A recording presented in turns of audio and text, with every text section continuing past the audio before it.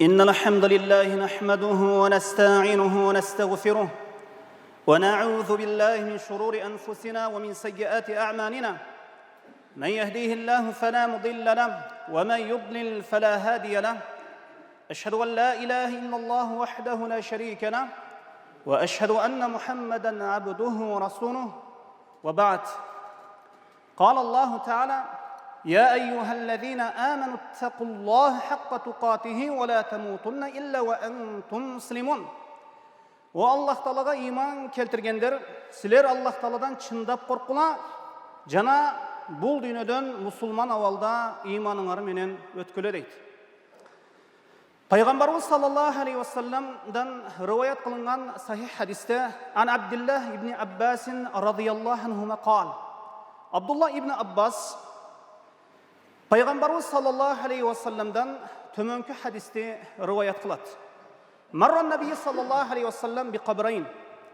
Пайғамбарымыз саллаллаху алейхи вассалам bir эки кабырдын алдынан өтүп калды. Мадинада турган кезде Madinada bir эки кабырдын алдынан өтүп калды. فقال إنهما لا يعذبان وما يعذبان في كبير. Анан айтты, мына ушул эки кабырдагы адам азапталып жатат dedi. Бирок азапталуусуна себеп болгон нерсе сактанышы, ошол азаптануусуна себеп болгон нерсе сактануусу кыйын болгон нерсе эмес эле дейт. Ошол эки кабырдагы адам азапталып жатат, сактанышы кыйын болбогон амал себептүү азапталып жатат дейт. Амма ахадухума факана ла ястатиру минал баул. Алардын бирөөсү сийдигинен, зара кылганда сийдигинен жакшы сактанбайт эле дейт. Ва аммал ахар факана ямши бин намима. Ал эми экинчиси болсо дайыма ушакчылык кылып жүрөт эле. Ошондо пайгамбарыбыз саллаллаху алейхи вассалам сумма ахаза жаридатан гатбатан фашаккаха нисфайн. Бир курманын бир ным болгон бутагын алып, экиге бөлүп, эки кабырга фагараза фи кулли кабрин вахидатин, эки кабырга сайып койду. Ошондо сахабалар факалу я Расулуллах лима фаалта хаза. О Аллахтын элчиси, бул кылганыңыз эмне деп сурашты. Пайгамбарыбыз саллаллаху алейхи вассалам ошондо айтты: "Кала лааллаху юхаффифу анхума ма лам яйбаса." Мына ушул, балки мына ушул экөөнүн азап жеңилдер, ошол кургап калганга чейин, мына ушул курманын бутагы кургап калганга чейин деп айтты. Бул хадис сахих хадис. Мына ушул хадис жана башка аяттар кабыр азабынын бар экендигине далил. Кабыр азабы бар, кабыр жыргалчылыгы бар, кабыр азабы бар. Пайгамбарыбыз саллаллаху алейхи вассалам хадисинде айтат: "Эгер жакшы инсан өлсө, анын руху тезирээк мени кабырга алып баргыла" дейт экен. Ал эми жаман инсан өлсө, "Ой, шорум куруду, мени кайда алып кетип жатасыңар" деп өтө кыйкырат экен. Ошол кыйкырганына инсан менен жинден башкасы баарысы угат экен. Ошол инсан укса, жин укса, жүрөгү жарылып өлүп калат дейт пайгамбарыбыз. Эгер пайгамбарыбыз саллаллаху алейхи вассалам бир хадисинде айтат: "Эгер Аллах Таала кабырдагы азапты силерге угузуп койгондо, өлүктөрүңөрдү көтөрүп алып барып көмөлбайт болчуңар" дейт. Мына ушул хадистер кабыр азабынын бар экендигине далил болот. Шейхул Ислам рахимахулла айтат: "Эгерде мурда Шамда малдарда, мына айрыкча аттарда, жылкыларда мына ушундай оору болгон, сыял байкала турган, зарасы чыкпай кала турган. Ошондо адамдар Яхудилер менен насранилердин кабырларын алып барып, ошол кабырды бир айландырып, бир аралатканда, мал ошол жерден эмне зара кылып жиберет экен. Бул хадистер, бул нерселер баарысы кабыр азабынын бар экендигине далил. Эми пайгамбарыбыз саллаллаху алейхи вассалам ошол кабырдагы эки кишинин бирөөсү деди, сийдиктен жакшы тазаланбайт эле деди. Зара кылгандан кийин кайдыгер эле, тазаланбайт эле. Шарият ошол зарадан кандай тазалануу керек экендигини, кандай истинжа кылуу керек экендигини, кандай истижмар кылуу керек экендигини бизге шарият көрсөтүп берген. Ошондуктан биз бул нерсеге көңүл бурушубуз керек жана балдарыбызды дагы бул нерсеге үйрөтүшүбүз керек. Эми ушул хадистен келип чыгып алымдар айтат: бул сийдиктен тазаланбоо, зарадан жакшы тазаланбоо бул чоң күнөөгө кирет. Анткени бул ошол кабыр азабынын көпчүлүгү мына хадистерде да келет, сийдик себептүү болот экен. Ошондуктан инсан шашпай өзүнү бош коюп, зааратканага киргенде, ажатканага киргенде бул нерсеге кайдыгер карабай, жакшы тазаланып чыгып кетиш керек. Эми кейбір адамдарда мына ушул хадистерди туура эмес түшүнүп алып, тазаланганда дагы өтө бир чектен чыгып кетип, анан шайтандын васвасасына жолугуп калып, мындай түшүп калып, кайра дарат ала берет. Кайра дарат алып чыкса, дагы зар ачып кеткендей боло берет. Дагы кирип дарат алат, дагы кайра дарат алат. 5-6 жолу дарат алып жиберет. Эми мындай абалда бул нерсеге көңүл бурбаш керек. Ушундай түшкөндөй боло берет зара. Бирок ошол убакытта шайтандын васвасасы бул нерсеге мусулман киши көңүл бурбайт. Мына ошондуктан бул хадисте пайгамбарыбыз саллаллаху алейхи вассалам ошол кабырдагы бир инсан ошол сейдиги себептүү, ошол зарадан жакшы тазаланбагандыгы себептүү азапталып жаткандыгын бизге кабар берди. Экинчиси, бул адамдардын ортосунда, өз ара ортосунда ушакчылык кылган инсан. Ушакчы ким бул? Бирөөнүн сөзүн башка бирөөгө ташып барган инсан ушакчы дейт.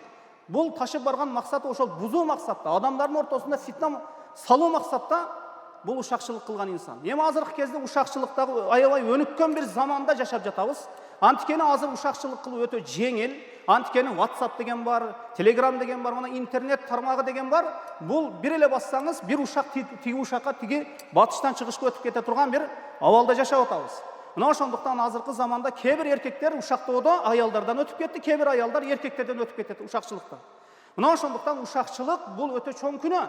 Пайгамбарыбыз саллаллаху алейхи вассалам айтат: "Ла ядхулул жанната наммам." Бейишке ушакчы кирбейт дейт. Жана ла ядхулул жанната каттат дейт. Ушакчы жаннатка кирбейт дейт. Эми ушакчы ошол гыйбатчы дегени, бирөөдү гыйбат кылат, бирөөнүн артынан сүйлөйт дегени. Инсан мына ушул нерсеге этият болуш керек. Эми өзүбүз эгерде балдарыбыздын алдында бирөөдү ушактап отура турган болсок, бирөөдү гыйбат кылып отура турган болсок, бизди ээрчиген, бизди көргөн балдар эртең кайда барат? Алар деле ушакчы болот, алар деле гыйбатчы болот. Бул нерсеге дагы көңүл буруубуз керек экен. Эми өткөн салафы салихиндер, мына өткөнкү салаф салихиндерге эгерде бирөө ушактай турган болсо, бирөө гыйбат кыла турган болсо, алар ошол гыйбаттаган, ушак кылган адамга белек жиберет экен. Ошол инсан намаздары, жакшы соо иштери мага өтүп кетти, менин күнөө иштерим мага өтүп кетти деп. Мына ошондуктан инсан бул нерседен этият болуш керек. Кээде дасторкондун үстүндө отуруп, же бир пияла чайдын үстүндө отуруп, ошол намазыбызды, соо иштерибизди, садакаларыбызды, умраларыбызды, ажылыктарыбызды башка бир адамдарга берип коюп аткандарбыз. Бул нерсе бизди ойлондуруш керек. Мына ошондуктан пайгамбарыбыз саллаллаху алейхи вассалам ушакчылыктан кайтарды. Мына алымдар айтат: "Мына көз ачык сыйкырчылар бузалбаган нерсени, жылда бузалбаган нерсени ушакчы 1 сааттын арасында бузуп коет" дейт. Бир эле сааттын ичинде, 1 мүнөттүн ичинде, 5 мүнөттүн ичинде бир ушактын айынан бирөөлөр аялын 3 талак кылып коюп атат, талак берип коюп атат. Эки инсан бир жаман болуп калып атат бир ушактын айынан. Мына ошондуктан Аллах Таала Кур'ан-ы Керимде бир фасык бир силерге бир кабар алып келсе, аны текшергиле деген. Мына ошондуктан зарадан тазаланбоо жана ошондой эле ушакчылык кылуу бул тооба шарт кылына турган чоң күнөөлөрдүн бири экен. Aqulu hadal qawlu astaghfirullah wa lakum wa lisa'iril muslimina min kulli dhanbin yastaghfiruhu yaghfir lakum innahu huwal ghafurur rahim. Alhamdulillah wassalatu wassalamu ala rasulillah wa ba'd. Allah Taala barыбызды чоң күнөөлөрдөн сактаган болсун. Эми пайгамбарыбыз саллаллаху алейхи вассалам жана курманын нын болгон курманын бир бутагын алып экиге мындай бөлүп туруп, эки кабырга мындай сайып койду. Ушул кургаганга чейин бир азап жеңилдер деп. Жеңилдейт. Эми пайгамбарыбыз саллаллаху алейхи вассалам бир өзгөчөлүгү, бул нерсе пайгамбарыбыз саллаллаху алейхи вассаламга гана таандык. Эми бул хадисти түшүнүп алып, эртең бирөө атасынын кабырынын башына барып дарак эккени, же бир ошол атасынын башын кабырынын үстүнө даракка ошо бакка айландырганы бул дурус эмес. Эгер ким атасына жакшылык кылгысы келсе, өткөн апасына жакшылык кылгысы келсе, анда адамдар пайдалана турган, ошол мөмө жемиштен пайдалана турган, куштар бир канаттуулар келип жей турган, адамдар пайдалана турган бир жерге ексе отургузса, ошонун сообу болот. Анан кээ бир адамдар түшүнбөй, эмне атасынын кабырынын башына барып дарак эгет, ал жерди көгөртүрөт, бирөө андан пайдаланбайт. Кабырга инсан дуа кылганы барат, ал жерге бир мөмө жемиш жеш үчүн барбайт. Мына ошондуктан бул иш пайгамбарыбыз саллаллаху алейхи вассаламга ошол замандын өзүндө, ошол убакытта бул нерсе билдирилди Аллах Таала тарабынан.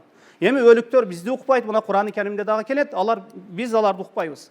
Мына ошондуктан инсан мына ушул нерселерди билип койсо, мына ушул хадистердин акыйкатын билип койсок, өзүбүздүн дүйнөбүз үчүн дагы, акыретибиз үчүн дагы жакшы экен. Мына ушул хадисте эки чоң күнөө айтылды, кабыр азабына себеп боло турган, мына сейдиктен жакшы тазаланбоо жана экинчиси ушакчылык кылуу. Аллах Таала барыбызды таква пенделеринин катарына кошкон болсун. Билип билбей жасап койгон күнөө иштерибизди, туура эмес иштерибизди, туура эмес сөздөрүбүздү Аллах Таала өзү кечирген болсун.